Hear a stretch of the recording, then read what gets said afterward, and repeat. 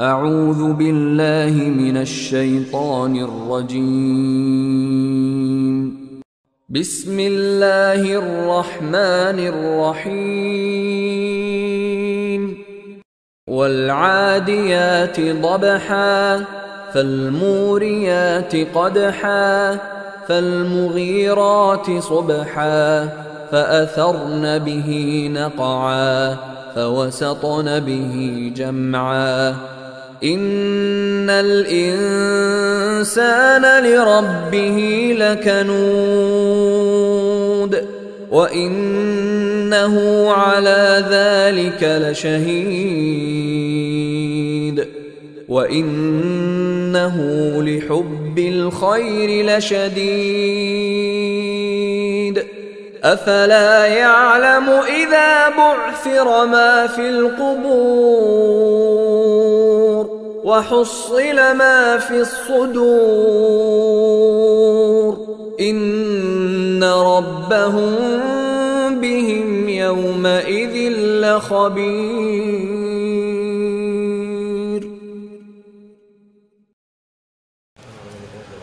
Hadirin sekalian, Bapak dan Ibu, saudara-saudaraku yang semoga senantiasa dilimpahkan naungan kasih sayang Allah Subhanahu wa taala.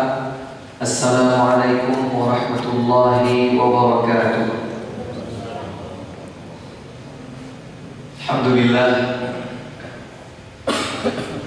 kembali kita dipertemukan oleh Allah Subhanahu wa taala dalam majlis yang mulia ini, majlis yang mempersatukan semangat kita untuk menuntut ilmu, belajar dan terus belajar tentang Islam, agar semakin waktu, semakin hari, amal kita, ucapan kita, amaliyah lahir dan batin kita semakin dekat dengan kebenaran yang diridhai oleh Allah Subhanahu wa taala.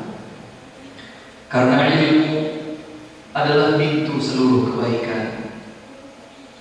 Bukankah Nabi Muhammad sallallahu alaihi wasallam bersabda, "Man yuridillahu bihi khairan yufaqihuhu fid din." Barang siapa yang dikehendaki kebaikan pada diri seorang hamba, maka Allah Subhanahu wa taala akan jadikan ia paham tentang ilmu agama. Maka pintu kebaikan ada pada ilmu, sehingga kita memiliki semangat yang besar untuk terus belajar dan menuntut ilmu tentang Islam. Bersyukur kepada Allah Subhanahu wa taala merupakan sebuah kewajiban atas segala limpahan nikmat dan karunia yang dianugerahkannya kepada kita. Salawat serta salam semoga terhaturkan kepada Rasulullah sallallahu alaihi wa alihi wasallam yang tidak hanya berpeluh keringat, akan tetapi juga berkorban dengan segenap jiwa dan raga beliau untuk memperjuangkan agama Allah Subhanahu wa taala di muka bumi ini. Maka semoga Allah Subhanahu wa taala mengumpulkan kita dengan Rasulullah sallallahu alaihi wasallam dalam kenikmatan surganya kelak. Allahumma amin. Bapak dan Ibu sekalian, hadirin yang kami cintai karena Allah Subhanahu wa taala. Alhamdulillah, ini adalah kajian yang kesekian kalinya dalam pelajaran tafsir. Kita sama-sama mengkaji ayat-ayat Allah Subhanahu wa taala. Dan ini merupakan kenikmatan. Inilah peluang yang besar untuk mendapatkan berbagai kebaikan. Kita berkumpul di rumah Allah untuk membaca kitab Allah, untuk mempelajarinya, maka di hadapan kita dengan keikhlasan niat kita akan mendapatkan 4 janji dari Allah Subhanahu wa taala. Nazalat alaihimus sakinah. Janji yang pertama yang Rasulullah sallallahu alaihi wasallam pernah sampaikan adalah bagi seseorang atau bagi sekelompok orang yang berkumpul di rumah Allah, di masjid untuk membaca kitabullah dan untuk mempelajarinya di antara mereka, janji yang pertama dari Allah adalah nazalat alaihimus sakinah, akan diturunkan kepada mereka kedamaian jiwa, subhanallah, ketentraman hati. Yang kedua, wa ghasyiyatuhumur rahmah, mereka akan diselimuti dengan rahmah, kasih sayang Allah Subhanahu wa taala. Yang ketiga adalah haffathumul malaikah, para malaikat akan mengelilingi mereka.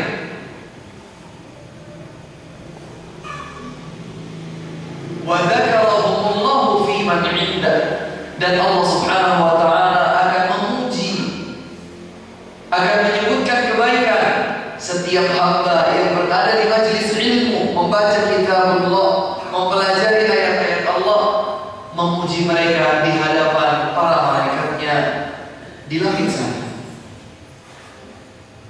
Ini sebuah kesempatan yang besar, maka mari luruskan niat. Keberadaan kita di majelis semacam ini insya Allah tidak lama,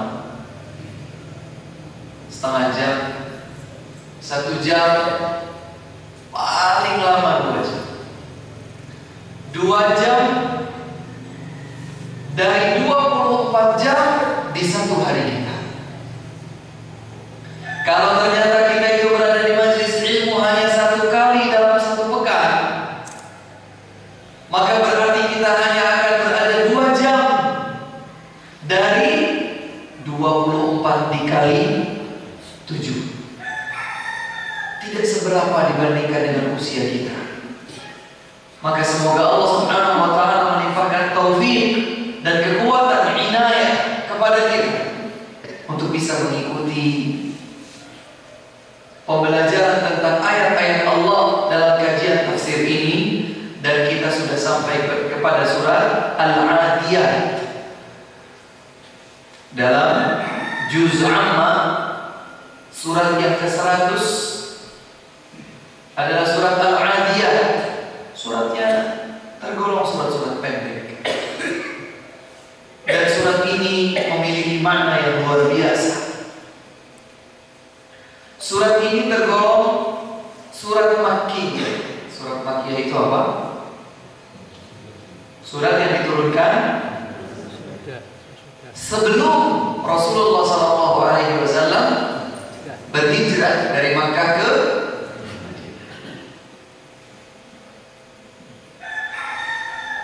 di 4 ayat yang pertama, atau di 3 ayat yang pertama, kemudian penjelasannya 2 ayat berikutnya, sehingga di 5 ayat yang pertama Allah Subhanahu wa taala bersumpah.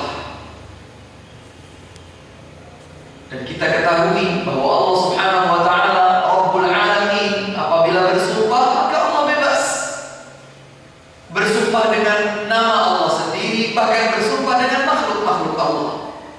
Berbeda dengan kita sebagai manusia. Kita sebagai hamba-hamba Allah Subhanahu wa taala hanya boleh bersumpah dengan nama Allah. Boleh nggak kita bersumpah dengan nama selain nama Allah?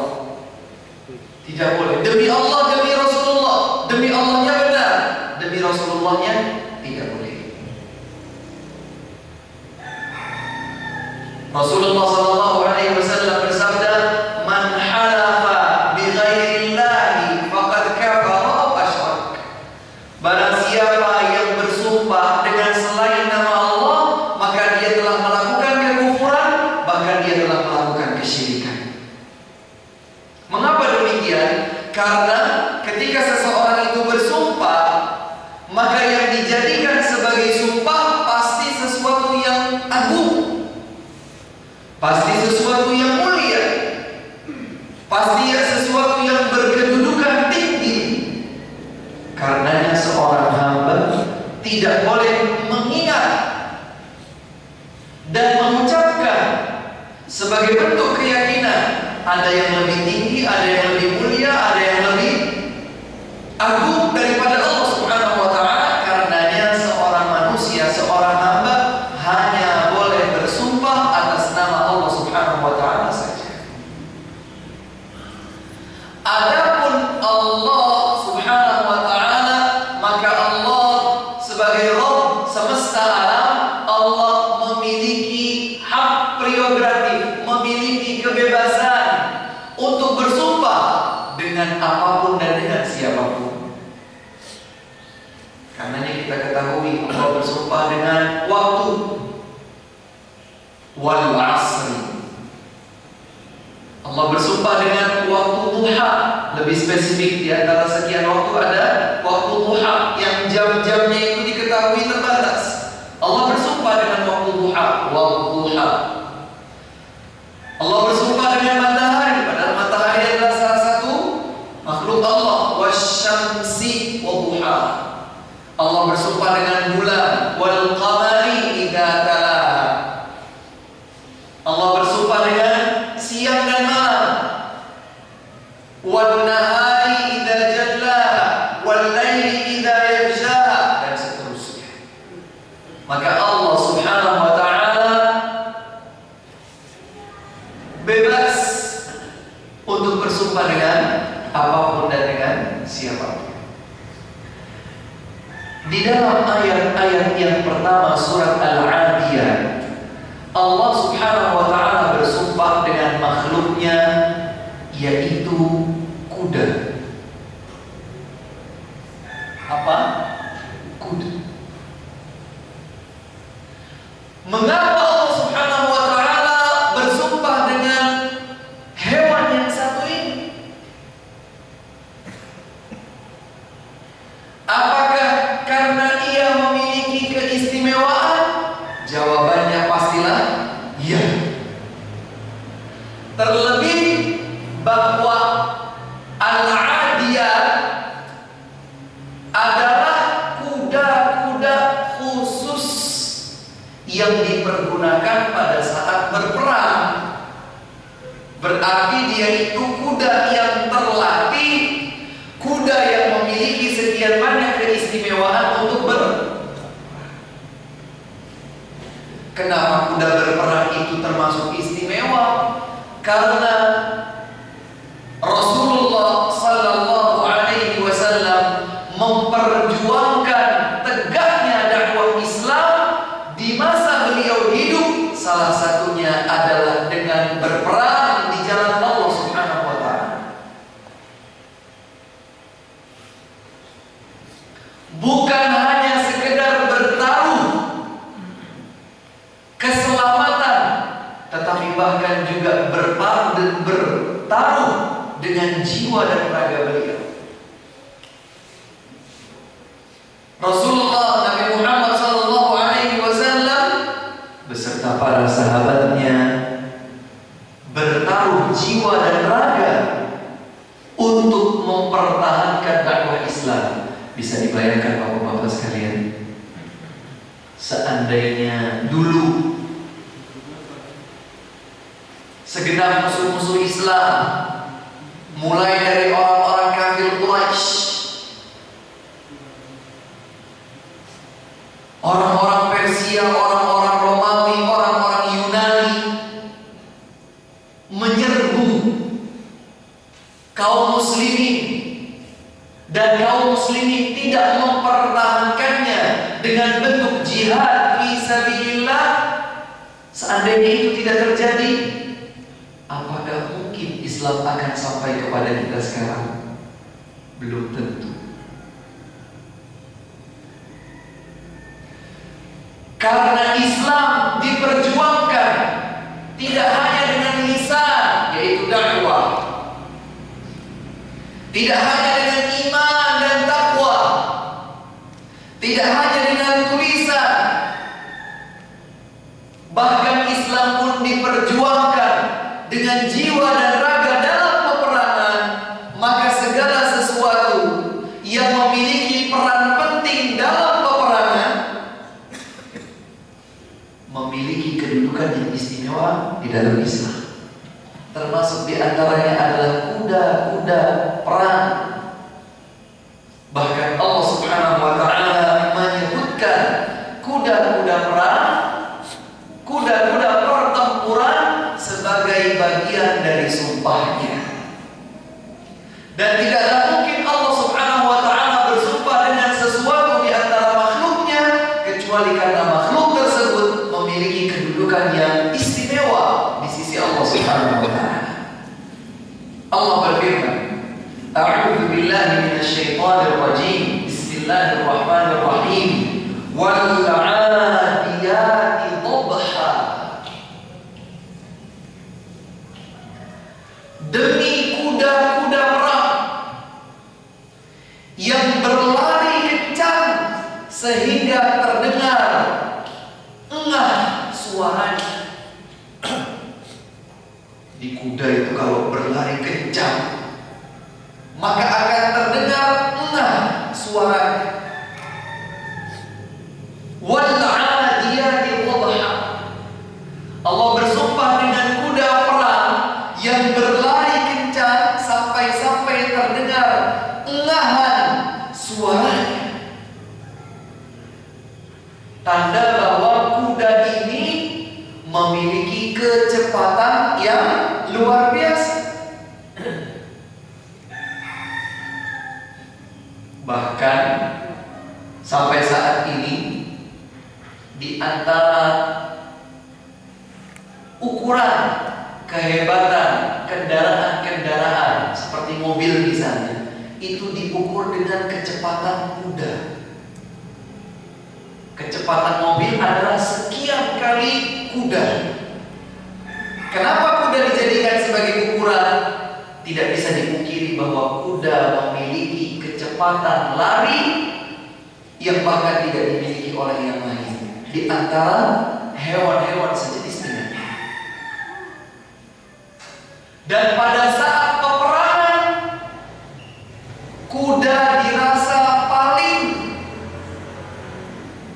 memiliki tunggangan atau menjadi tunggangan yang strategis pada saat peperangan. Jangan asing Bapak-bapak sekalian, hadirin rahimakumullah. Kalau sekarang mungkin yang terbayangkan itu perang dilakukan dengan mobil-mobil tank kalau di darat. Kalau di laut kapal-kapal tempur. Kalau di udara pesawat-pesawat tempur di zaman sekarang. Di beberapa ratus tahun berkembang sampai saat ini. Tapi ingatlah bahwa suatu hari nanti yang menandakan semakin dekatnya hari kiamat akan kembali kondisinya seperti sedia kala, bahwa manusia akan berperang kembali dengan pedang, kuda, dan yang semisal dengannya, sebagaimana terjadi di awal-awal kedatangan Islam. Wal 'adiyati dhabha. Demi kuda perang yang berlari kencang sampai terdengar engah-engah suaranya. Fal muriyati qadha. Dan demi kuda perang yang karena kencang dan kerasnya pijakan kaki sampai terpancarkan percikan api dari kaki-kakinya. Fal muriyati qadha. Demi kuda-kuda perang yang saking berjalan kencang kuat sampai-sampai pijakan-pijakan kakinya itu seperti mengeluarkan percikan-percikan api. Subhanallah. Bagaimana kuda perang memiliki peranan yang luar biasa sampai Allah Subhanahu wa taala menjadikannya sebagai bagian dari sumpah. Fal mughirati subha. Dan demi kuda-kuda perang yang melakukan penyerangan pagi hari. Fal mughirati subha. Kuda-kuda perang itu melakukan serangan di waktu subuh, di waktu pagi. Fa'atharna bihi naq'a. Maka kuda-kuda tersebut menerobos ke tengah-tengah barisan musuh untuk merobek barisan dan kekuatan mereka. Fawasatna bihi jam'a. Dan kuda-kuda tersebut masuk persis ke jantung barisan musuh. 5 ayat pertama surat Al-Adiyat menyebutkan tentang peran-peran penting dan luar biasa yang dilakukan oleh kuda-kuda perang. Dan kuda-kuda perang itu menjadi salah satu dari nikmat Allah Subhanahu wa taala kepada manusia, utamanya kepada kaum muslimin. Bapak dan Ibu sekalian, kita ingat dengan kisahnya Nabi Sulaiman. Nabi Sulaiman itu adalah nabi yang bahkan sekaligus raja. Bahkan kerajaan Nabi Sulaiman itu tidak hanya mencakup kerajaan manusia, bahkan kerajaan hewan dan bahkan kerajaan jin dikuasai oleh Nabi Sulaiman alaihissalam. Dan di antara kisah-kisah yang Allah Subhanahu wa taala abadikan di dalam Al-Qur'an adalah tentang kuda-kuda perang, kuda-kuda indah yang sempat membuat lalai sebagian manusia dari mengingat Allah Subhanahu wa taala.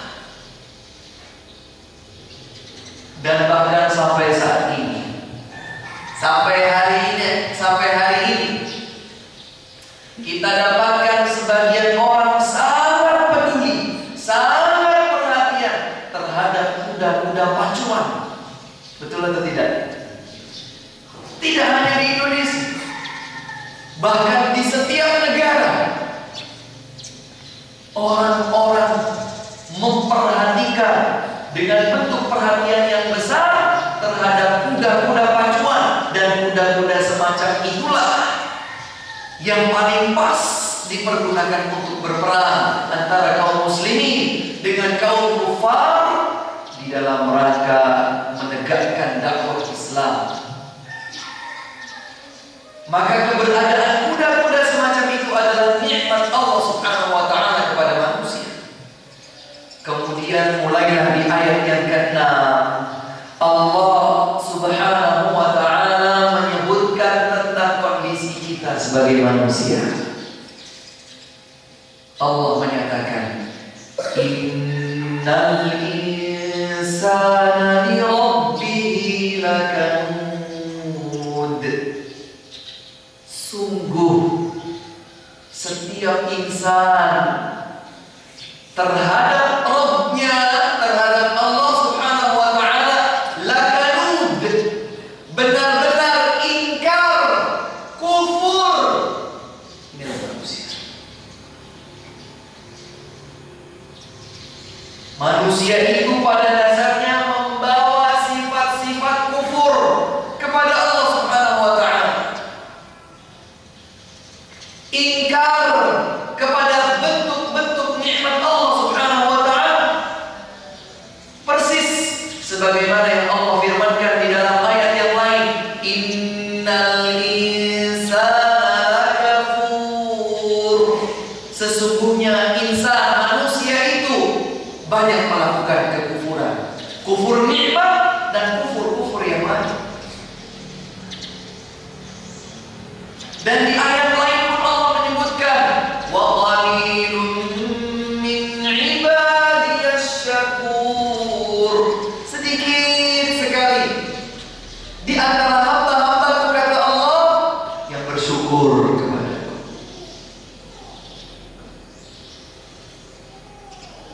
Inilah salah satu sunnatullah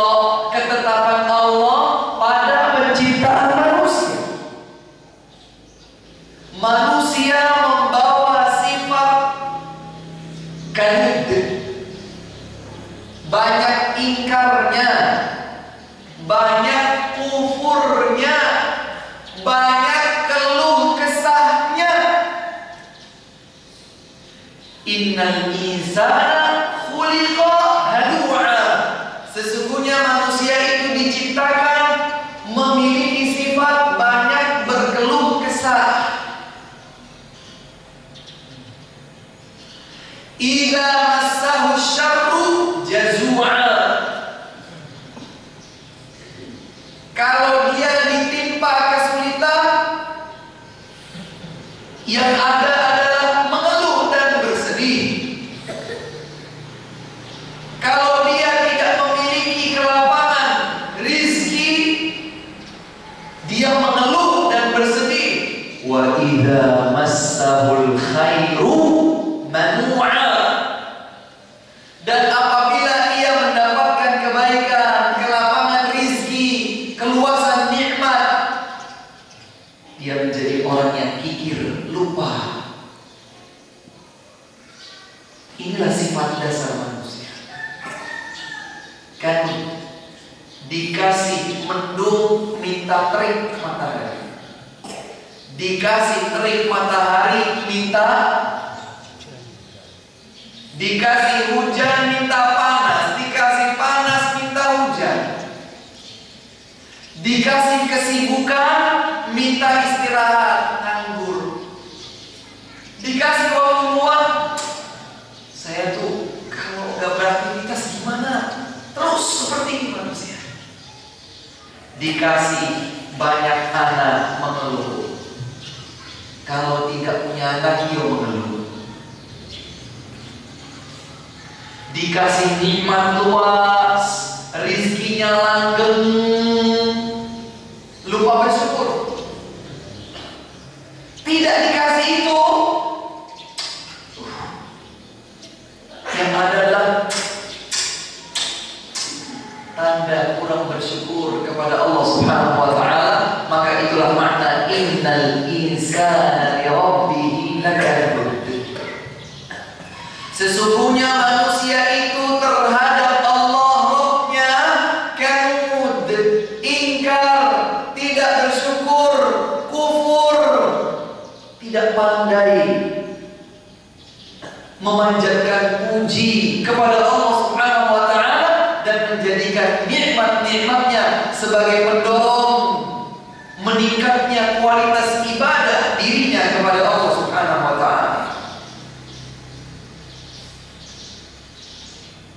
Kalau bicara syukur nikmat dan kalau bicara kufur nikmat, rasanya memang pantas untuk dijadikan sebagai renungan. Sudahkah besar syukur kita kepada Allah Subhanahu wa taala? Minimalnya sudahkah berimbang keterlenaan dan syukur kita kepada Allah Subhanahu wa taala? Kalau kita lebih banyak melalainya, lebih banyak terlenanya, lebih banyak tidak bersyukurnya kepada Allah Subhanahu wa taala, maka itulah arti kanud. Innal insana li rabbih lakanud. Dikasih pemimpin dalam pemerintahan,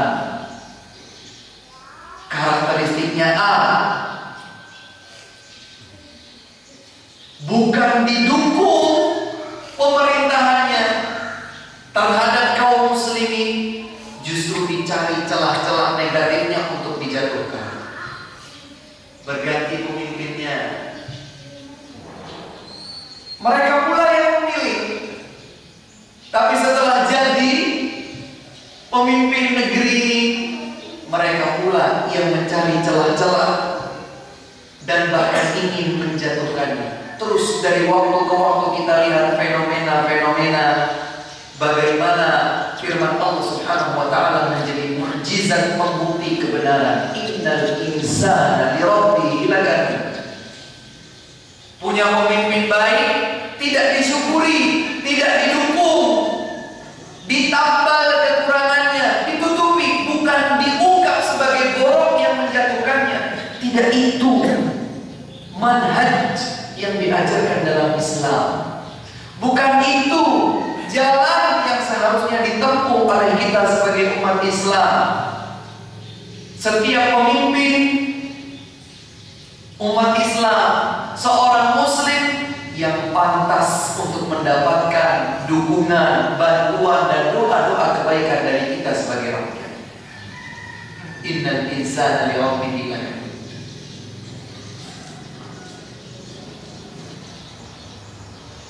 Punya satu mobil, tak puas, pengen nambah mobil yang lain atau minimal ganti model yang terbaru. Emangnya nggak boleh Ustaz? Boleh, jika sesuai dengan kebutuhan. Makanya banyak bapak-bapak sekalian, orang cukup dengan satu mobil, tapi dia bingung mau dikemanakan uangnya. Dia beli mobil yang kedua, dapat lagi limpahan rezeki, bingung lagi mau dikemanakan, beli lagi mobil yang ketiga. Begitu pula rumah, begitu pula tanah dan seterusnya. Boleh atau tidak yang seperti itu Ustaz? Kaidahnya adalah selama semua harta benda itu tidak melalaikan kita dari hak-hak Allah Subhanahu wa ta'ala, tidak melalaikan kita dari menjalankan tuntunan agama ini dengan sebaik-baiknya, tidak melalaikan agar dibelanjakan harta tersebut di jalan Allah Subhanahu wa ta'ala, silakan. Karena yang tidak boleh kita lupakan, sebagaimana disabdakan oleh Rasulullah SAW, anak cucu Adam itu, kalau dia punya satu lembah harta yang berlimpah, tamanna law kana lahu wadiyan, dia berharap dia memiliki lembah yang kedua dengan isi limpahan karunia yang serupa. Wala yamla'u fahu illa turab, tidak ada yang bisa menghentikan angan-angan, obsesi-obsesi duniawi seorang hamba illa turab, kecuali tanah. Tidak ada yang bisa menghentikan angan-angan, obsesi-obsesi duniawi seorang hamba kecuali tanah. Maksudnya adalah kematian. Maka Allah Subhanahu wa ta'ala mengingatkan kepada kita di sini dengan dua muakkid. Inna, sesungguhnya setiap insan manusia lakanud, benar-benar ingkar, kufur. Dan yang lebih patut membuat kita waspada lagi adalah ayat berikutnya. Wa innahu ala dzalika lasyahid. Dan sesungguhnya manusia itu terhadap kondisi kekufurannya, dia benar-benar tahu. Dia tahu bahwa dirinya itu kurang bersyukur, tapi tetap terlena dengan kipas-kipas kenikmatan gemerlap dunia.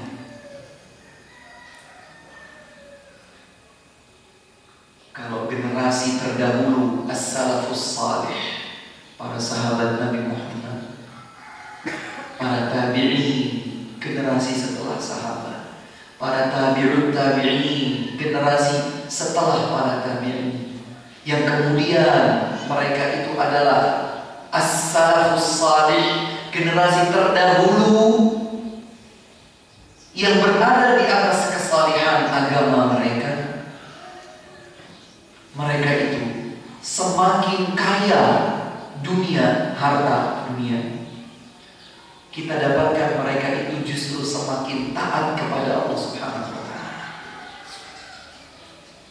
Salah satu hadis yang disebutkan oleh Al-Imam An-Nawawi dalam kitabnya Al-Arba'in An-Nawawiyah menyebutkan bagaimana sebagian sahabat yang tidak dilapangkan rizkinya oleh Allah Subhanahu wa Ta'ala mendatangi Nabi Muhammad sallallahu alaihi wasallam dan berkata, "Ya Rasulullah, dhahaba ahlud duthuri bil ujur."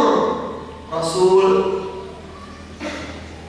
betapa berbahagianya mereka, orang-orang sahabat-sahabat kami yang dilapangkan rizkinya, namun mereka bisa meraup pahala karena mereka menghabiskan harta mereka itu untuk sedekah di jalan Allah Subhanahu wa Ta'ala. Jadi yang membuat para sahabat itu iri bukan kekayaannya. Yang membuat mereka iri itu bagaimana para sahabat yang Allah berikan kekayaan harta mereka habiskan di jalan Allah Subhanahu wa Ta'ala. Mereka bukan orang-orang yang kufur. Mereka bukan orang-orang yang lalai. Mereka bukan orang-orang yang kanud.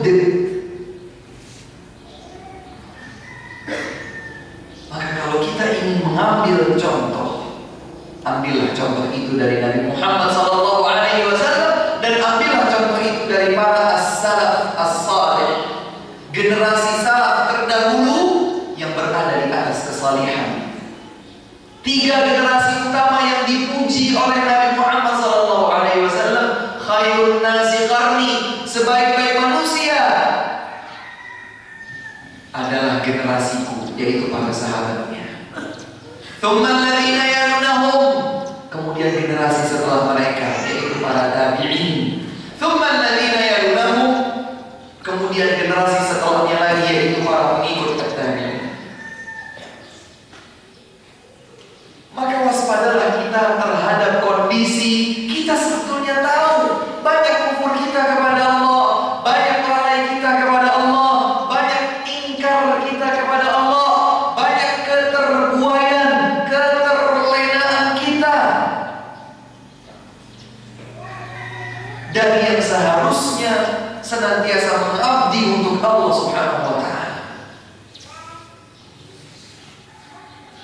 Sekian belas kali di dalam surat Ar-Rahman Allah Subhanahu wa Ta'ala mengulang firman-Nya, "Fabi'ayyi ala'i rabbikuma tukadziban." Maka dengan kenikmatan mana yang akan kalian berdua dustakan? Dan maksud berdua ini adalah jin dan manusia. Allah Subhanahu wa Ta'ala menjadikan konteks setiap ayat yang berbunyi fabi'ayyi ala'i rabbikuma tukadziban kepada makhluk manusia, kepada makhluk jin. Wahai manusia dan jin, dengan kenikmatan-kenikmatan Rabb kalian yang mana yang akan kalian dustakan? Jika kita sampai kepada tafsir surat Ar-Rahman untuk mengkaji ayat tersebut, kita akan dapatkan riwayat-riwayat yang menyebutkan bahwa setiap satu ayat dengan bunyi fabi'ayyi ala'i rabbikuma tukadziban saat surat Ar-Rahman diturunkan, maka saat itu pula setiap jin berkata, la ya Rabb, la bisyai'in min ala'ika nukadzib. Tidak ya Allah, tidak satupun dari nikmat-nikmat-Mu kepada kami bangsa jin akan kami dustakan. Anehnya tidak ada satupun manusia yang berstatement luar biasa seperti statement jin dalam ayat ini. Maka dalam hal ini jin satu langkah lebih unggul karena mereka selalu berupaya untuk tidak lupa dan tidak mendustakan kenikmatan Allah Subhanahu wa taala. Allahu Akbar. La ya Rabb, la bi syai'in min alaika nukadzib. Tidak ya Allah, Rabb kami, tidak satupun kenikmatan Engkau untuk kami yang akan kami dustakan, tidak. Innal insana li rabbihi lakanud wa innahu ala dzalika lasyahid. Belum lagi kalau kita mengingat bahwa Allah Subhanahu wa taala pasti melihat kita, melihat apapun yang kita lakukan, mencatat apapun yang kita kerjakan.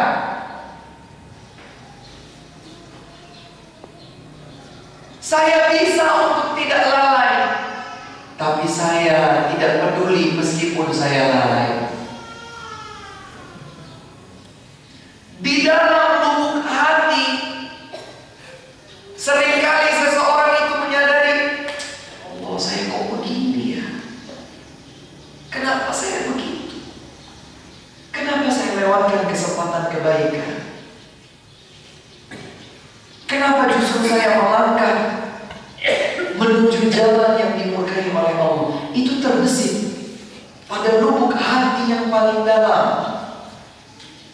Tetapi seiring dengan itu juga seakan-akan syaitan membutakan kita, menulingkan telinga kita. Udah, gak apa-apa, kali ini saja.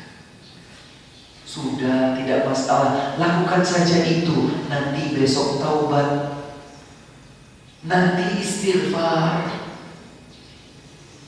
nanti diiringi dengan perbuatan baik. Dininabobokan oleh syaitan. Karenanya, sebagaimana kita pernah secara lebih panjang dan lebar menjelaskan tentang makna syukur, dan syaitan, iblis beserta para bala tentaranya senantiasa berupaya menjadikan kita sebagai manusia yang tidak bersyukur kepada Allah. Karena iblis berkata kepada Allah, wala tajidu aktsarahum syakirin. Ya Allah, aku akan menggelincirkan manusia dari semua arah, sehingga Engkau ya Allah tidak akan mendapatkan sebagian besar dari mereka bersyukur padamu. Maka jadilah hamba-hamba yang sadar diri, mawas diri, berupaya untuk tidak larut dalam sifat kanid, lalai, kufur, ingkar kepada Allah Subhanahu wa ta'ala. Lebih membuat kita lagi merasa wajib untuk merenungi setiap langkah kehidupan yang kita lalui ketika Allah berfirman, wa innahu lihubbil khairi lasyadid. Dan sesungguhnya manusia itu terhadap kenikmatan duniawi sangat syadid, kuat, sangat kuat. Kecintaannya kepada dunia sangat kuat.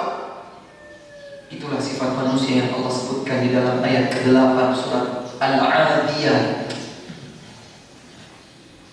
Sudah sering ingkar dan kufurnya, sedikit syukurnya. Dia menyaksikan pengingkaran itu sebetulnya ada pada dirinya, tapi tetap terbuai dininabobokan oleh syaitan dengan segenap propagandanya. Bahkan dia itu terhadap kenikmatan-kenikmatan dunia sangat kuat. Silahkan tanyakan diri masing-masing, apakah kita itu terhadap dunia sudah lebih besar cintanya daripada cinta kita kepada kebahagiaan akhirat? Kebahagiaan akhirat itu artinya surga. Indikatornya adalah saya kalau ingin mengucapkan sesuatu, saya kalau ingin melakukan sesuatu, maka saya bertanya pada diri saya, sesuatu ini sekedar akan membuat saya senang di dunia tapi sengsara di akhirat, ataukah sesuatu ini meskipun berat saya jalankan, penuh perjuangan, tapi saya akan mendapatkan kebahagiaan sejati, hakiki, abadi di akhirat. Itu indikatornya. Tanyakan. Kalau ternyata terhadap kenikmatan dunia kita masih kuat, berarti kita belum lepas dari belenggu. Wa innahu lihubbil khairi lasyadid. Cinta harta, cinta tahta, cinta kehidupan dunia yang fana sangat kuat. Siapa? Itulah manusia. Karenanya di ayat yang lain atau di surat yang lain Allah Subhanahu wa taala sampai menyebutkan, dan kita sudah kaji tafsirnya, wal 'asr innal insana lafi khusr. Demi masa, demi waktu, sungguh setiap manusia itu berada pada kerugian, kecuali empat yang dikecualikan itu semua tendensinya adalah akhirat. Obsesi ke arah akhirat. Illal ladzina amanu iman. Iman itu untuk mencapai kebahagiaan di mana? Di akhirat. Di dunia ya bahagia, tenang, sentosa. Di akhirat ya bahagia dan berjaya, mulia dan senang. Wa 'amilus shalihat, beramal saleh. Kebahagiaan ya di dunia, apalagi di wa tawasau bil haqqi, saling bertukar nasihat, menasehati, memberikan wasiat bil haqqi, dengan kebaikan akhirat. Wa tawasau bis sabri, dan saling mengingatkan nasihat wasiat dalam kesabaran akhirat. Kalau kita ingin terhindar dari kerugian, ancaman kerugian di dunia wal akhirah, di dunia dan di akhirat, maka bangkitlah, bangun dan sadarlah dari kelalaian, keterlenaan, buayan obsesi-obsesi dan cita-cita dunia yang selalu di depan. Ustaz, boleh nggak saya sebagai kepala keluarga bercita-cita supaya tidak selalu ngontrak? Saya bercita-cita ingin membangun sebuah rumah sederhana untuk anak dan istri saya. Cita-cita itu tidak salah, tapi kalau cita-cita itu berada di urutan nomor 1, itu yang masalah. Allah Subhanahu wa ta'ala tidak mewajibkan kita sebagai kepala keluarga yang wajib memberikan nafkah kepada keluarga itu wajib memberikan rumah milik sendiri, tetapi memberikan sandang, pangan, papan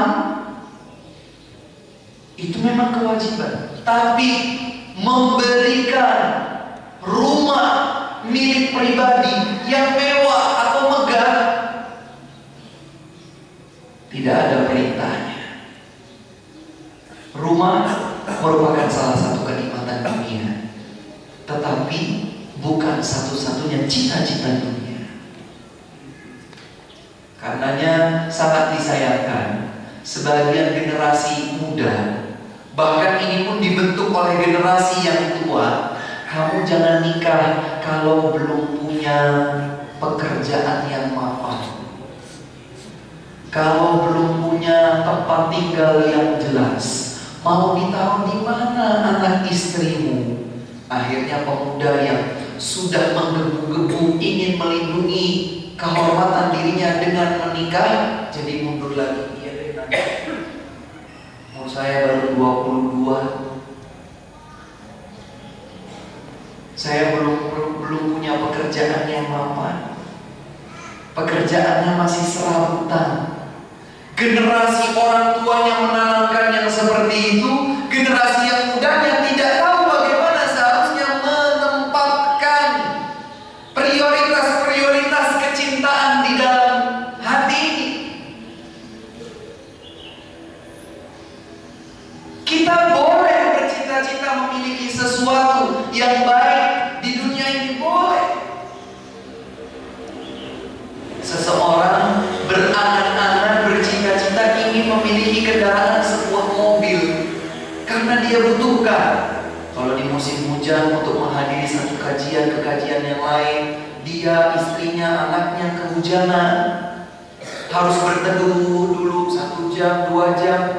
Dia berpikir, dia memiliki semangat, ya Allah, seandainya suatu saat saya memiliki rizki yang lapang, saya ingin beli mobil yang dengan mobil itu saya bisa terlindungi dari hujan ketika hadir di majelis-majelis ilmu. Bagus.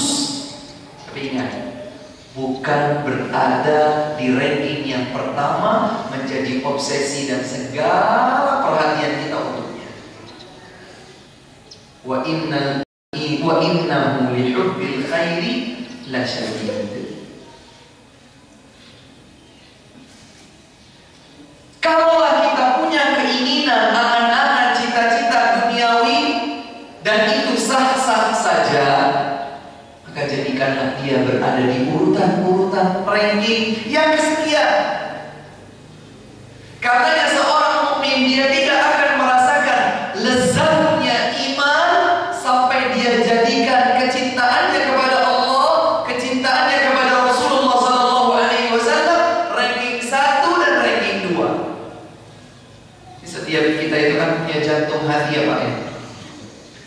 Di jantung hati itulah hati ini beraktivitas untuk cinta, benci, berharap, takut, bergantung dan seterusnya. Untuk masalah cinta, aktivitas cinta, cinta kepada istri itu boleh atau tidak? Sangat dianjurkan. Tapi cinta saya kepada istri dijadikan ranking 1. Salah. Saya cinta pada anak saya, Ustaz. Saya sangat sayang kepadanya. Boleh. Tapi harus dijadikan Allah berada di urutan teratas, Rasulullah di urutan berikutnya. Setelah itu, cintailah istrimu, cintailah dirimu sendiri, cintailah anakmu, cintailah harta benda milikmu dan seterusnya. Jangan sampai dibalik. Cintanya kepada Allah dan Rasulullah, cintanya kepada agama ini saat kepepet, saat tertimpa musibah, saat jatuh sakit. Ketika jatuh sakit, bernadar, ya Allah, kalau saya disembuhkan dari sakit ini, saya akan berangkat umroh dan saya akan mengumrohkan 10 orang. Kenapa harus pada saat jatuh sakit? Sementara pada saat sehat, pada saat punya, pada saat lapang, dia tidak terpikir untuk itu. Tanda bahwa dia dilalaikan. Karenanya para ulama sepakat bahwa nazar itu minimal hukumnya makruh. Bahkan sebagian ulama berkata tidak boleh bernazar. Tapi kalau sudah terlanjur bernazar, maka dia wajib untuk memenuhi nazarnya. Justru salah satu di antara tanda keimanan seseorang jika dia telah terlanjur bernazar yang hukum asalnya itu makruh minimalnya, dia sudah terlanjur bernazar, wajib dia penuhi nazarnya selama nazarnya itu bukan maksiat kepada Allah Subhanahu wa taala.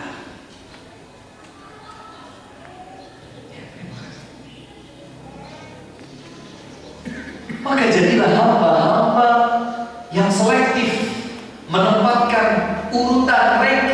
kecintaan kita kepada siapa saja. Kepada Allah nomor berapa ini? Kepada Rasulullah nomor berapa ini? Oh, saya Ustaz, kalau saya Allah nomor 1, Rasulullah nomor 2. Benar saya insya Allah. Tapi ternyata itu sekedar gincu bibir. Jadi indah. Aplikasinya, implementasinya, realitanya nol. Di hadapan kemaksiatan kepada Allah, tutup mata. Saya tetap lakukan kemaksiatan ini, besok saya bertobat. Di mana ranking 1 kecintaannya kepada Allah kalau seperti ini? Harus dibuktikan, bukan sekedar manis bibir. Kemudian Allah Subhanahu wa taala mengingatkan, "Afala ya'lamu idza bu'thira ma fil qubur." Tidakkah manusia itu mengetahui jika nanti dibangkitkan apa yang ada di dalam kubur? Diingatkan bahwa setiap manusia itu akan berujung pada kematian.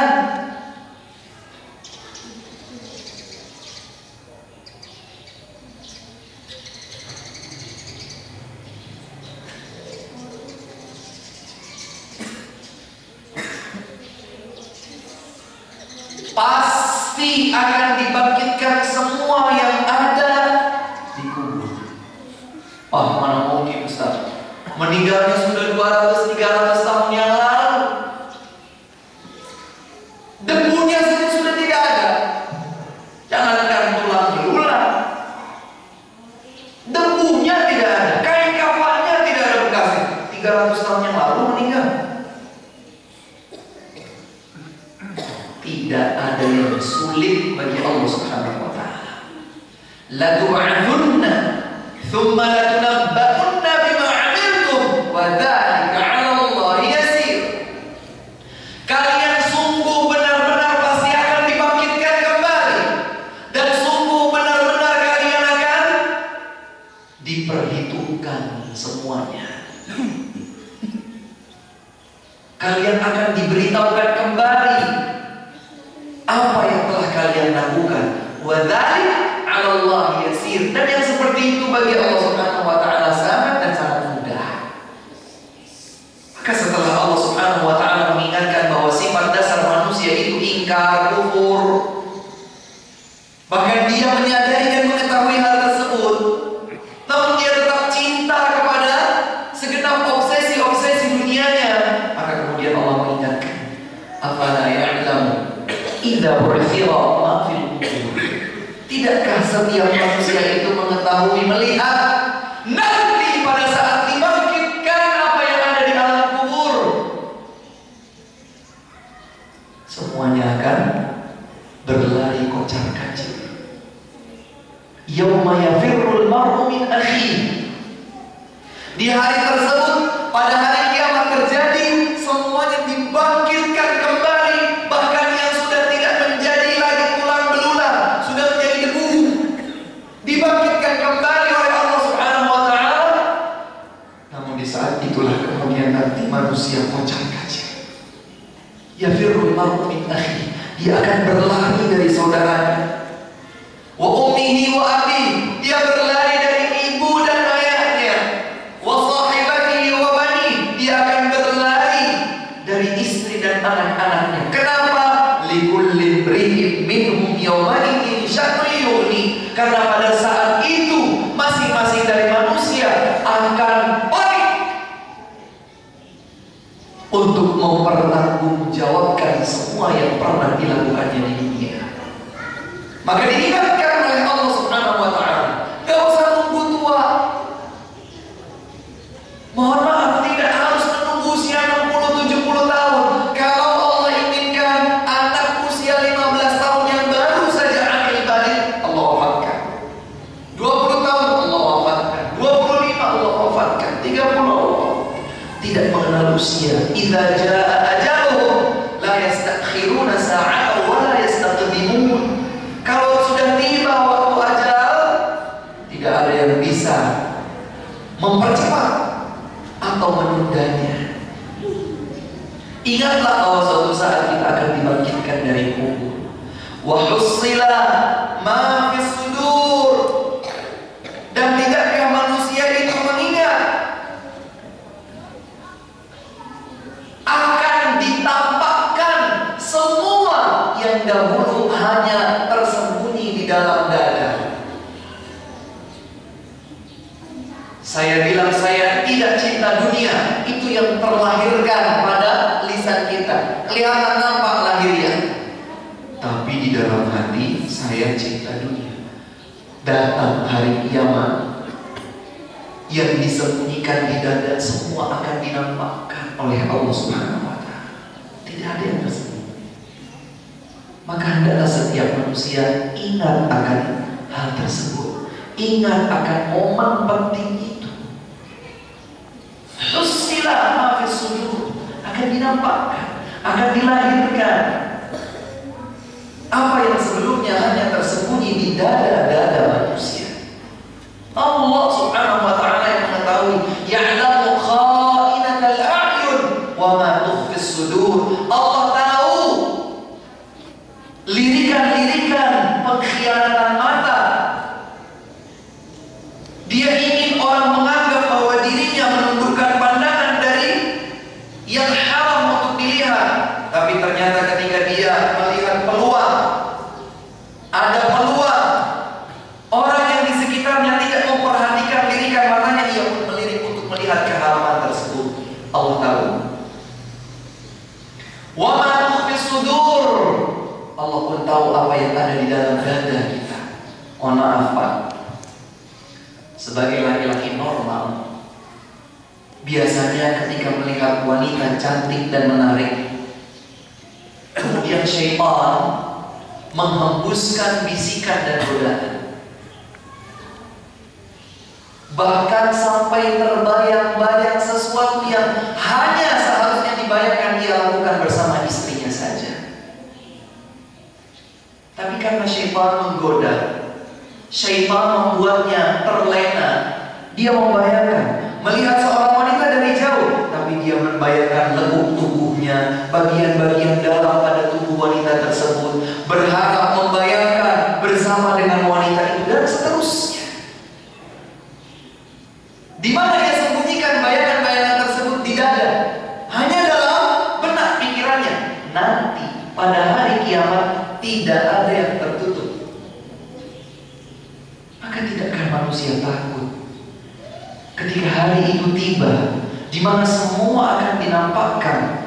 Maka saat itulah kemudian Allah Subhanahu wa Ta'ala akan meminta pertanggungjawaban dari setiap hamba. Inna rabbahum bihim yawma idzin lakhabir.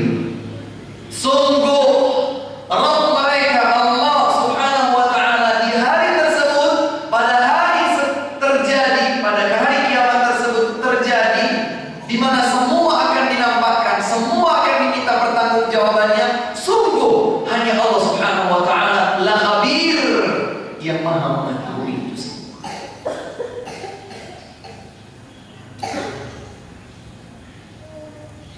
Bahkan di antara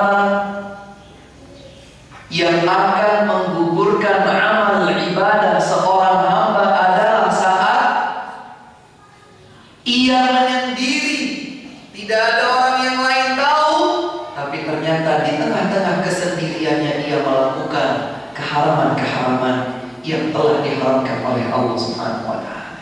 Hal tersebut, beraninya seseorang melakukan keharaman pada kesendiriannya, itu yang akan menggugurkan amal ibadahnya. Nanti pada hari kiamat dia seakan merasa bangga bahwa pahala amal saleh amsal jibali tiham, seperti gunung-gunung yang menjulang, amalnya banyak. Sayangnya gunung-gunung itu akan terhempaskan seperti debu yang berterbangan. Sebabnya adalah idzan tahaku bimaharimillah intahakuha. apabila mereka sedang berada sendirian, idza qalau bi maharimillah, tidak ada orang yang lain tahu. Terakses internet di smartphone, nggak ada orang yang lain tahu. Dia sembunyi. Apa yang dia lihat, apa yang dia dengar di warung-warung internet, di kabin-kabin. Coba sekarang perhatikan, utamanya anak-anak muda kita. Kalau ada dua pilihan warung internet, warnet. Yang satu warnetnya terbuka, los begitu. Internet hanya dihadapkan ke sisi dalam. Yang satunya lagi warung internet dengan skat-skat kabin. Pertanyaannya adalah, warnet mana yang paling ramai dan lebih laris? Yang terbuka atau yang tersekat kabin? Yang tersekat kabin. Kenapa? Kecenderungan hawa nafsu manusia. Kalau berada sendirian, portal pun dilabrak. Tidak ada yang haram. Saat itu sendiri gak ada orang lain tahu, semua jadi halal. Dia tidak sadar bahwa Allah Subhanahu wa ta'ala mengetahui dan melihatnya, mengawasi dan mencatat semua amalnya. Dan suatu hari nanti Allah akan meminta pertanggungjawaban, dan Allah Maha tahu akan apapun yang dikerjakan oleh seluruh hambanya. Surat Al-Adiyat merupakan ayat yang mulia. Utamanya dari ayat yang ke-6 sampai ayat yang terakhir ke-11. Renungan-renungan dalam, renungan-renungan langsung menusuk dan menohok masing-masing di antara kita. Tidak terkecuali. Tidak ustaz, tidak orang biasa, tidak kiai, tidak masyarakat biasa, atau siapapun, habib lah, kiai lah, ustaz lah, sama. Semua di mata Allah Subhanahu wa ta'ala sedang menjalankan kehidupan di dunianya. Semua yang ia lakukan di dunia akan diminta pertanggungjawabannya di hadapan Allah Subhanahu wa ta'ala. Maka semoga ayat-ayat yang Allah Subhanahu wa ta'ala firmankan dalam surat Al-Adiyat yang baru saja kita kaji sebagian dari maknanya menjadi motivasi bagi kita, pendorong. Semoga Allah Subhanahu wa ta'ala menjadikan kita sebagai hamba-hambanya yang mawas diri, terus berusaha untuk meminimalisir, mengurangi sikap kelalaian, sikap pengingkaran kepada Allah, sikap kufur kepada Allah, dan mengikis, mengurangi, mengikis, menghilangkan ketergantungan, kecenderungan lebih mendahulukan cinta dunia daripada cinta kepada Allah Subhanahu wa ta'ala dan Rasulnya Muhammad sallallahu alaihi wasallam. Dan selalu ingat, mawas diri bahwa apapun yang kita kerjakan semua dicatat dan semua akan diminta pertanggungjawabannya di hadapan Allah Subhanahu wa ta'ala. Semoga Allah Subhanahu wa ta'ala kukuhkan iman di dalam hati-hati kita. Semoga Allah Subhanahu wa ta'ala mudahkan usaha dan langkah kita untuk terus beramal yang saleh. Semoga Allah Subhanahu wa ta'ala memasukkan kita, keluarga kita dan orang-orang yang kita cintai dalam keabadian nikmat surga Allah di kehidupan akhirat kelak. Allahumma amin. Ini yang dapat kami sampaikan. Kurang dan lebihnya kami mohon maaf. Wallahu a'lam bis-shawab. Sallallahu ala nabiyyina Muhammadin wa ala alihi wa sahbihi wasallam. Ada pertanyaan yang sudah masuk. Apakah orang yang melayat jenazah harus melihat wajah jenazahnya? Tidak harus. Tidak harus. Tidak harus ketika melayat jenazah untuk melihat wajah jenazahnya. Akan tetapi bila yang meninggal dunia adalah seorang dzu fadlin, orang yang memiliki keutamaan dan mudah untuk dilakukan, maka boleh kita untuk melihat wajah jenazah tersebut jika yang wafat itu adalah seseorang yang memiliki keutamaan seperti seorang alim misalnya, seperti orang yang salih dengan kesalihan yang benar, kesalihan dengan ukuran standar yang benar, benar-benar salih, maka tidak masalah insyaallah.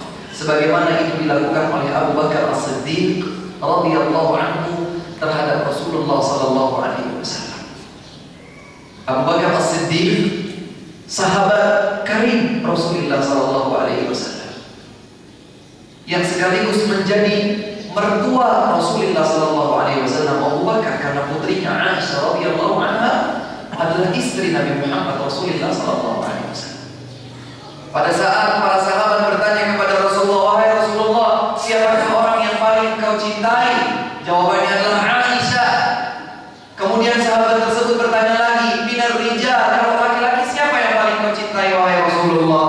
"Abuha," ayahandanya, Abu Bakar As-Siddiq. Ketika Nabi Muhammad meninggal dunia, Abu Bakar sedang berada di luar batas kota Madinah.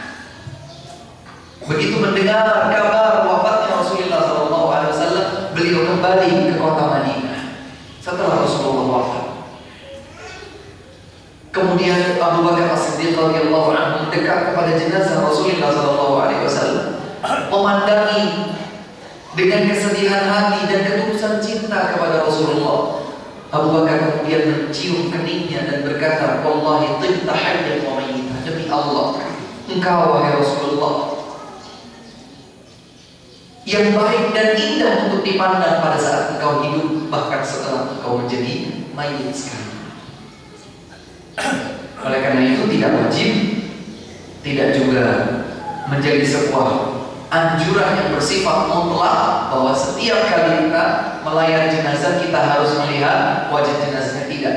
Kecuali orang-orang yang memiliki keutamaan seperti para alim, ulama, orang-orang yang saleh, para alim yang berilmu dengan ilmu yang benar dan menjalankan ilmunya, mereka wallahu taala a'lam adalah orang-orang yang mendapatkan penghormatan dari kita sampai pun ketika mereka telah meninggal dunia. Wallahu a'lam bishawab. Apakah ada korelasi hubungan antara ayat 1 sampai 5 tentang kuda perang dengan ayat selanjutnya tentang kondisi manusia? Korelasinya dari sisi sebuah kenikmatan. Di antara sekian banyak hewan yang Allah ciptakan, ada hewan-hewan luar biasa yang memiliki peranan penting, tidak sekedar kenikmatan menghiasi kehidupan manusia, tetapi hewan tersebut memiliki peran penting tegaknya agama Allah Subhanahu wa taala, yaitu jihad. Karena yang disebutkan di dalam ayat-ayat pertama surat Al-Adiyat ini bukan kuda-kuda biasa, tapi kuda-kuda perang, kuda-kuda acuan, kuda-kuda yang memiliki kecepatan, kekuatan tidak sebagaimana kuda pada umumnya. Maka sebagai sebuah kenikmatan yang juga dilimpahkan kepada manusia untuk mempertahankan agama ini, Allah kemudian menyebutkan renungan-renungan di ayat ke-6 dan seterusnya. Wallahu a'lam bishawab. Bagaimana menerapkan zuhud terhadap dunia pada masa kini yang hampir semua diukur secara materi? Perlu dicatat, kalaulah tidak dengan tulisan tangan, setidaknya dicatat dengan memori. Di antara semua yang mendefinisikan, mencantumkan, mengajarkan pengertian tentang zuhud, maka disebutkan oleh Imam Ibnul Qayyim rahimahullah bahwa yang paling indah namun paling simpel mendefinisikan zuhud. Zuhud itu sebagian orang memahaminya adalah meninggalkan kenikmatan dunia. Zuhud itu sebagaimana disebutkan oleh Syekhul Islam Ibnu Taimiyah rahimahullah adalah tarku ma la yanfa'u fil akhirah, meninggalkan segala sesuatu yang tidak bermanfaat di kehidupan akhirat, itulah zuhud. di dunia teknologi semacam ini, kalau seseorang saya tidak ingin punya handphone, kenapa saya zuhud? Keliru. Karena handphone ini tidak semata-mata akan membuat kita lalai. Justru handphone ini jika dimanfaatkan dengan baik, smartphone ini jika dimanfaatkan dengan baik, dia akan menjadi teman kita untuk membuat kita dekat dengan Allah Subhanahu wa Ta'ala. Bisa Ustaz? Bisa. Sehingga bukan dipenuhi dengan game atau program-program yang tidak bermanfaat. Saya download program Center. Buat apa? Hadirkan niat. Tanamkan di dalam hati. Kenapa saya masukkan program Center? Pada saat saya baca buku, lampu mendadak mati, ada sesuatu yang belum terhenti saya baca, maka saya bisa manfaatkan. Jadi bernilai akhirat atau tidak? Jadi bernilai akhirat. Tetapi meninggalkan segala sesuatu yang tidak bermanfaat di akhirat itulah zuhud. Saya tidak mau beli mobil padahal saya mampu beli mobil. Kenapa? Zuhud. Ya kalau dengan mobilnya dia memang tidak memanfaatkannya untuk kebaikan akhirat, dia tidak beli mobil, itu zuhud. Tapi kalau dengan dia membeli mobil dan dengan mobil itu dia bisa semakin menabung pahala, meningkatkan kualitas penghambaan diri kepada Allah Subhanahu wa Ta'ala,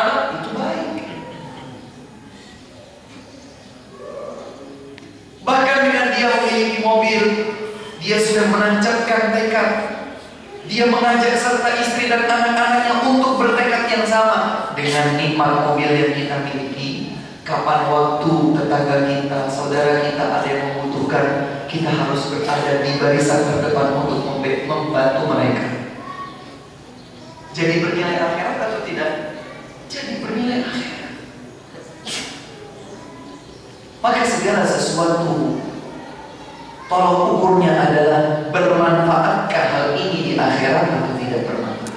Tidak bermanfaat, tinggalkan. Karena meninggalkan sesuatu yang tidak bermanfaat bagi kita di akhirat itulah zuhud. Sehingga zuhud itu bukan meninggalkan dunia berarti sama dengan zuhud. Meninggalkan kenikmatan dunia, akhirnya berhari-hari saya tidak mandi. Kenapa tidak mandi? Zuhud. Kok bisa tidak mandi? Maknanya zuhud. Tidak mandi, bau keringatnya ke kanan ke kiri, mengganggu bahkan menghilangkan kekhusyuan orang yang sholat di sebelahnya. Bukan bernilai zuhud yang benar, bahkan justru menimbulkan dosa. Karena bahkan Rasulullah SAW cinta kepada minyak wangi. Hubbiba ilayya nisa wa tin. Telah dijadikan hatiku itu suka kepada wanita, artinya sebagai seorang yang normal, dan suka kepada minyak wangi. Maka saya tidak pakai minyak wangi, saya tidak mandi, saya tidak beli baju yang benar, zuhud. Karena ketika ada seorang sahabat bertanya, wahai Rasulullah, inna adana yuhibbu an yakuna thawbuhu hasanan wa nahnuhu hasan. Nabi, sesungguhnya masing-masing di antara kita itu suka berpenampilan yang baik, bajunya baik, alas kakinya juga baik. Nabi menyatakan itu tidak. Nabi menyatakan al-kibru batarul haqqi wa ghamtun nas. Innallaha jamilun yuhibbul jamal. Allah itu maha indah dan menyukai keindahan. Dan sombong itu bukan dilihat dari orang pakai baju bagus atau tidak. Sombong itu adalah pada saat seseorang menolak kebenaran Kalau saya pakai baju bagusnya di dalam rangka menampilkan, tuh baju saya bagus, baju kamu gembel, ini salah. Ini yang masuk kepada kesombongan. Tapi sekedar seseorang mampu beli baju seharga 100.000 untuk memperindah dirinya pada saat sholat, pada saat menyambut tamu, pada saat hadir di majelis ilmu, ini boleh. Rasulullah SAW pada saat akan menyambut tamu, beliau mengenakan pakaian-pakaian bagus yang beliau miliki untuk menghormati tamu tersebut. Bagian dari yang diajarkan oleh Islam kepada kita adalah menghormati tamu. Salah satunya adalah dengan menyambutnya dengan sambutan yang layak. Bukan pilih-pilih tamu. Kalau yang datang Pak Camat saya pakai dasi dan seterusnya. Kalau yang datang, mohon maaf, tetangga kita yang biasa bawa gerobak TPA, tempat pembuangan akhir, cukup kita pakai kaos dalam. Yang tamu saya juga hanya sekedar ini kok, tukang becak misalnya. Alhamdulillah, bukan diajarkan oleh Islam. Nabi SAW pada saat menyambut tamu, beliau mengenakan pakaian yang baik.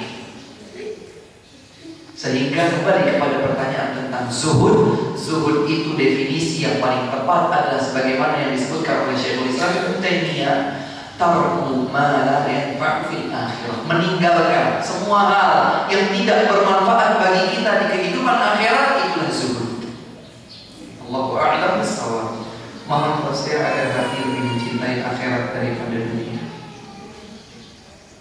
Bagaimana caranya agar hati kita lebih cinta akhirat daripada dunia? Sementara dunia itu setiap saat kita lihat gemerlapnya, pernak-perniknya, kilaunya, setiap saat kita lihat, setiap saat kita dengar, setiap saat terinteraksi dengan kita. Bagaimana caranya supaya kita bisa lebih cinta akhirat daripada dunia?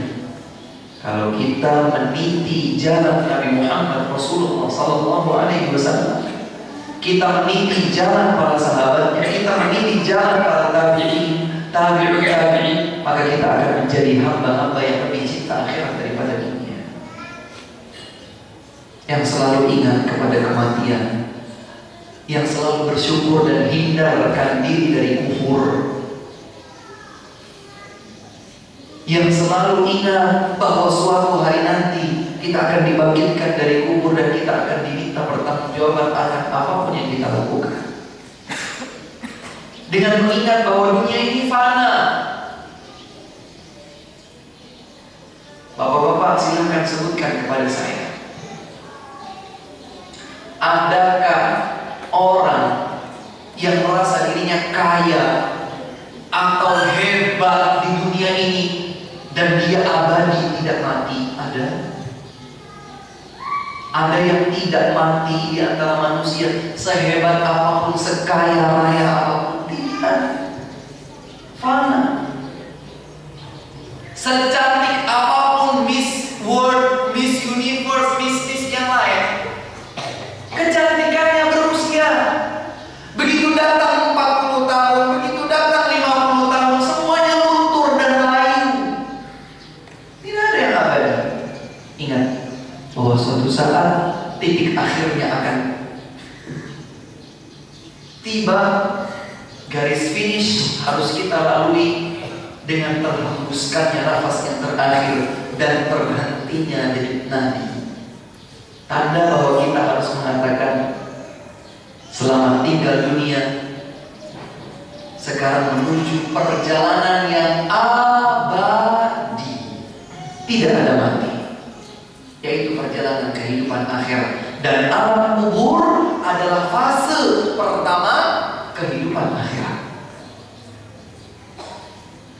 Dengan kita mengingat ini semua, maka insya Allah dengan meniti jalan Rasulullah SAW, dengan mengingat hal-hal yang pantas untuk kita mawas diri terhadapnya, maka semoga kita lebih cinta kepada akhirat daripada kecintaan kita kepada dunia.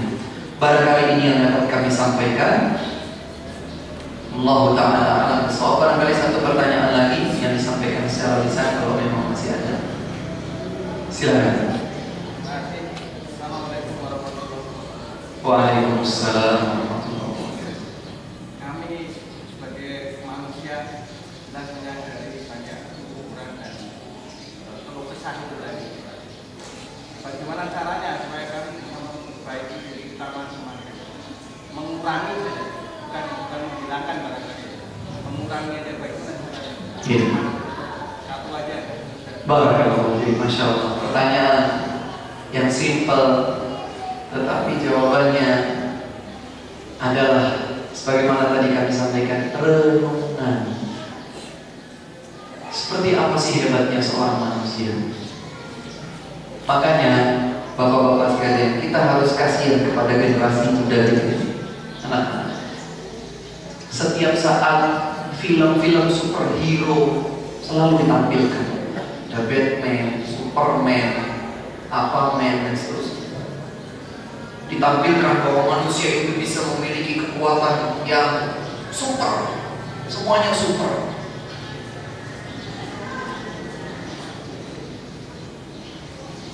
Barangkali mereka ini yang harus segera kita selamatkan, karena mereka sudah terlanjur belum muncul satu film yang wah kayaknya hebat, sehingga ditanamkan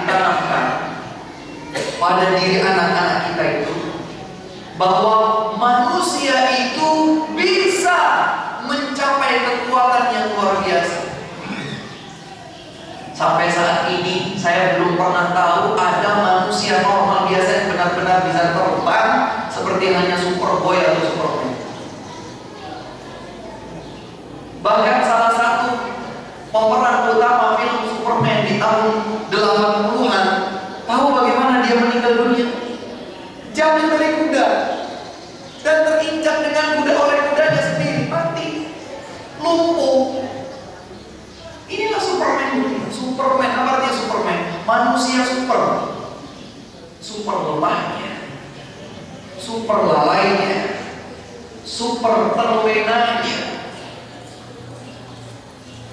Maka kuncinya adalah dengan memperbanyak muhasabah, merenungi sambil menghitung diri kita masing-masing. Waktu terus berjalan, usia terus berlanjut. Banyak orang yang ketika lahirnya itu katakanlah tanggal 1 Januari, begitu datang 1 Januari, rasanya senang, harusnya sedih. Loh kenapa sedih? Karena dia semakin dekat dengan titik ajalnya. Dan yang sudah lalu harusnya dihitung lebih banyak beruntungnya di akhirat atau lebih banyak ruginya di akhirat. Bukan justru senang saya dipanjangkan usianya oleh Allah Subhanahu wa taala. Yang baik itu adalah yang panjang usianya namun baik amalnya. Bukan justru semakin diberikan kepanjangan usia oleh Allah, tapi semakin terlena, pengen terus awet muda.